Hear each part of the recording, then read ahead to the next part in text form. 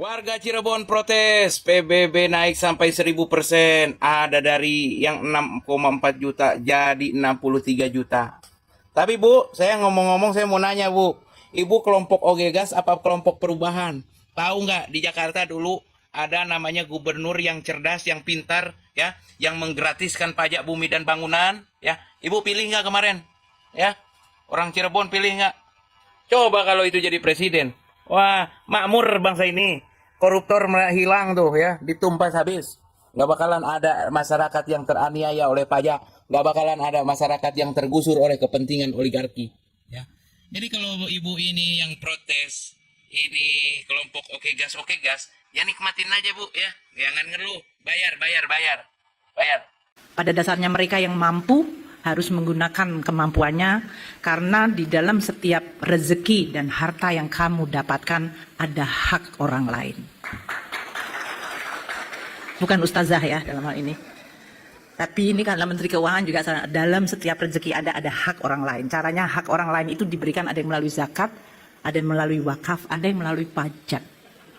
Dan pajak itu kembali kepada yang membutuhkan. Lagi-lagi Menteri Keuangan kita Bu Sri Mulyani ngeluarin statement yang out of the box. Katanya membayar pajak itu sama dengan membayar zakat dan juga wakaf. Ya kalau gue sih sebenarnya setuju-setuju aja. Asalkan pajak yang dikasih sama masyarakat balik lagi ke masyarakat. Pajak yang dikasih masyarakat ke negara dengan hasil kerja kerasnya sendiri. Asalkan bisa tepat sasaran kayak pembangunan pendidikan yang bagus, kesehatan. Ya nggak ada masalah. Tapi masalahnya selama ini pajak yang udah dikeluarkan sama masyarakat mau ikhlas atau nggak ikhlas, yang diuntungin kesana cuma pejabat-pejabatnya doang. Masyarakat yang miskin tambah miskin, masyarakat yang nganggur ya kebingungan sampai sekarang lapangan pekerjaannya nggak ada. Malah pakai dalil. Bu, rakyat ini bayar pajak, bukan bayar upeti ke kerajaan ibu. Sekarang pajak disamain sama zakat dan wakaf. Bu, zakat itu suci, ngikutin syariat Allah. Hasilnya jelas buat bantu umat. Lah pajak, kita semua tahu, setengahnya hilang entah kemana. Jadi jangan pakai baju agama buat nutupin borok sistem, Bu. Zakat nggak pernah jadi bancakan pejabat. Lah pajak, berita korupsi tiap minggu kita tonton gratis. Kalau mau bawa-bawa syariat, sekalian dong Bu, hukum koruptor pakai hukum potong tangan. Jangan cuma ayat yang nguntungin pemerintah dipakai. Giliran ayat yang bikin pejabat ketar-ketir, pura-pura nggak hafal. Rakyat nggak bego Bu. Jangan samakan ibadah dengan iuran yang ujung-ujungnya disedot sama para maling berdasi. Dalam setiap rezeki Anda ada hak orang lain. Caranya hak orang lain itu diberikan ada yang melalui zakat, ada yang melalui wakaf, ada yang melalui pajak. Dan pajak itu kembali kepada yang membutuhkan. Ternyata masih ada juga ya pejabat yang nggak tahu malu ini pejabat nih pejabat menteri nggak tahu malu ini sampai menyamarkan antara pajak dengan zakat. Zakat itu sudah ada tuntunannya dalam hukum Islam, sementara pajak itu warisan penjajah Belanda. Jauhnya antara langit dan bumi. Lu jangan samar-samarkan pajak-pajakan. Zakat itu untuk orang yang mampu. Kalau pajak, minta pajak. Rakyat kecil juga, rakyat langsak juga lo mintain pajak. Ini ulat malu lu kemana sih? Aduh, menteri Indonesia. Bukan menteri Konoha atau Wakanda, bukan. Menteri Indonesia. Ngomongnya umurnya kayak gini. Nggak tahu di sekolahnya gimana ini. Disamarkan antara zakat dengan pajak. Aduh, anjir. Ini benar-benar konyol dan tolol. Konyol dan tolol boleh disingkat dari apa? Dari apa guys? Komen. Konyol dan tolol disingkat.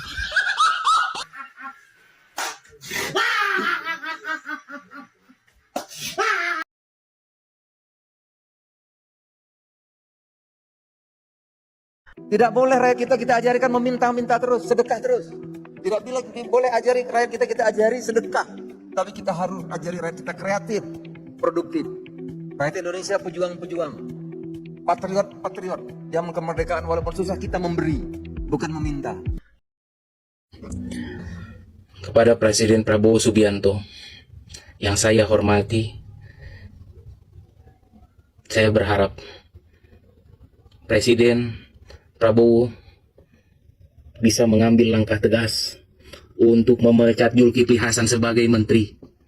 Karena kata-kata dia sudah menyakiti kami sebagai rakyat. Musuh utama kita kemiskinan.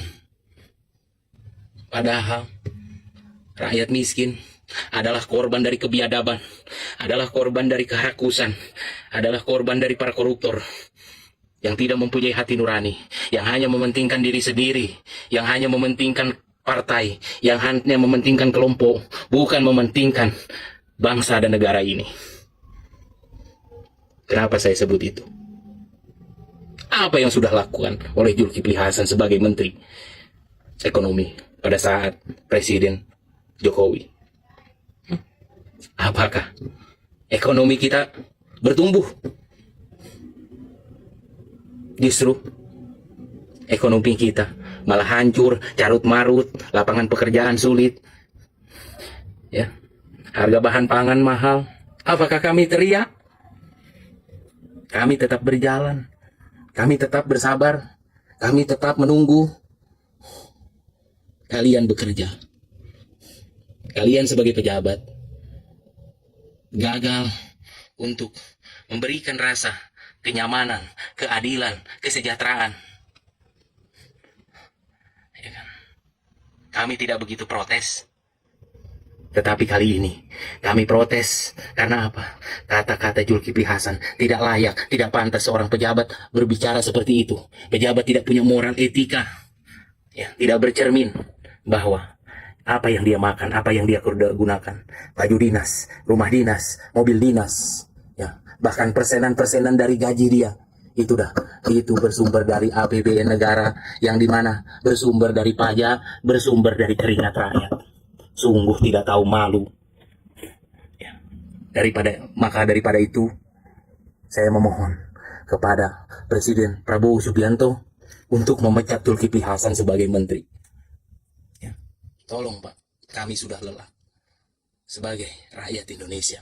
Terus dipermainkan, terus diobo-obo oleh kepentingan-kepentingan politik, oleh kepentingan-kepentingan elit, untuk terus memperkaya diri, untuk terus memenuhi kantong-kantong pribadi, bukan memenuhi kepentingan-kepentingan rakyat. Jika memang negara ini ingin terus bermain dan mempermainkan rakyatnya, tegaskan, apakah kita harus berperang? Kami, rakyat, tidak akan pernah gentar, ya, untuk kehilangan nyawa, untuk menumpahkan darah dan raga kami untuk bangsa dan negeri ini. Tidak boleh rakyat kita ajarikan meminta-minta terus, sedekah terus. Tidak boleh ajari rakyat kita ajari sedekah. Tapi kita harus ajari rakyat kita kreatif, produktif. Rakyat Indonesia pejuang-pejuang. Sebenarnya nggak ada yang salah ya sama ucapan dia, cuman karena dia yang ngomong, gue tuh cuman pikir apa dia lupa ingatan ya, lupa ingatan akan apa, lupa ingatan pas dia di tahun kemarin masa kampanye. Yang lupa gue sematin nih video-videonya, lucu tuh. Yang kasih bansos sama BLT siapa? Yang suka sama Jokowi akan tangan. Nah, ini terkait dengan videonya yang viral saat bagi-bagi uang kepada masyarakat. Zulhas merasa tidak ada yang dilanggar karena dirinya bukan cawapres. Tidak boleh rakyat kita ajarikan meminta-minta terus, sedekah terus. Tidak boleh ajari rakyat kita ajari sedekah. Tapi kita harus ajari rakyat kita kreatif, produktif. Pak Zulhas, kapan ada rakyat Indonesia ini meminta sedekah kepada pemerintah? Nyadar Pak, bahwa kemiskinan yang ada di bangsa ini terjadi karena ulah para pejabat yang tidak bertanggung jawab dan tidak becus dalam bekerja. Memang sudah sepatutnya bangsa ini itu harus betul-betul memperhatikan rakyatnya. Itu sudah sesuai dengan amanat undang-undang. Kalau Bapak sudah berani berstatement seperti itu, maka kami pun juga akan mengatakan, hei pemerintah, Hei para penguasa yang produktif, jangan cuma bisa malakin rakyat. Kenapa kita perlu mendukung perlawanan warga Pati? Karena kita menghadapi musuh yang sama, pejabat dan kekuasaan yang makin hari makin arogan kepada rakyatnya sendiri. Perlawanan perlu kita berikan biar mereka semua nggak petantang-petenteng. Karena kita semua rakyat dan warga sipil yang berikan mereka kesempatan untuk duduk dan memiliki otoritas. Mereka nggak jadi raja di antara kita. Mereka adalah pelayan kita. Mereka perlu ingat itu. Pati ini luar biasa hebat. Berawal dari bupati yang menaikkan pajak sampai 250%. Kemudian ada protes warga, ada donasi disita sama bupatinya. Bupatinya nantang, jangan bawa 5.000 masa, 50.000 masa pun saya hadapi. Ujung-ujungnya apa?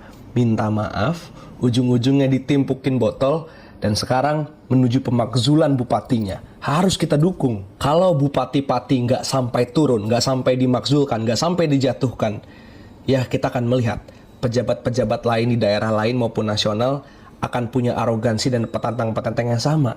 Karena tahu dirinya nggak akan diadili, nggak akan dihukum. Jadi kita perlu membuat bupati ini sampai turun, pemerintahan sampai jatuh. Masih banyak pejabat-pejabat daerah yang menaikkan pajak sampai 1000% bahkan. Pejabat nasional yang sangat-sangat arogan. Nanya kontribusi kita apa, fitnah kita ditunggangi koruptor asing, nyuruh kita jangan pulang ke Indonesia, protes lapangan pekerjaan malah dibilang kufur nikmat, bikin undang-undang diem-diem, suka-suka mereka, aparat represif, culik-culikin tim medis, masa aksi, jurnalis, proyek ambisius sana-sini, bagi-bagi jabatan sana-sini, giliran gaji guru dibilang membebankan APBN, orang kaya dikasih pengampunan pajak, kelas menengah dikasih PPN 12%, dan masih banyak lainnya. Kita perlu tunjukkan kepada mereka bahwa inilah pesta demokrasi, bukan pemilu yang penuh bansos itu, tapi warga yang senantiasa melawan penindasan yang diciptakan oleh pejabatnya sendiri. Revolusi mulai dari Pati, menyambut daerah-daerah lainnya kemudian.